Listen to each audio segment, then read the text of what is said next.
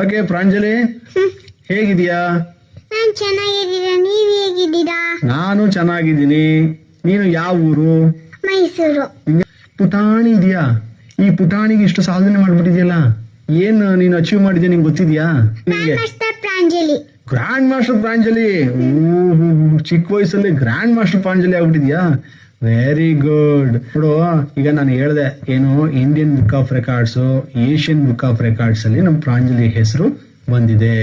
22 ಕನ್ನಡ ಗೀತೆಗಳನ್ನ ಹಾಡ್ತಾಳೆ ಅಂತ ಹೇಳಿ. ಹೌದಾ? ಹೌದು. ಈಗ ನೀ ಎಷ್ಟನೇ ಕ್ಲಾಸು? LKG. LKG-ನಾ? ಎಲ್ಲಿ, ಯಾವ ಶಾಲೆ ನೀನು ಹೋಗೋದು? ಪೆಟಲ್ಸ್. ಪೆಟಲ್ಸಾ? ನಿನ್ನ ಯಾರು ಕರ್ಕೊಂಡು ಹೋಗ್ತಾರೆ ಶಾಲೆಗೆ?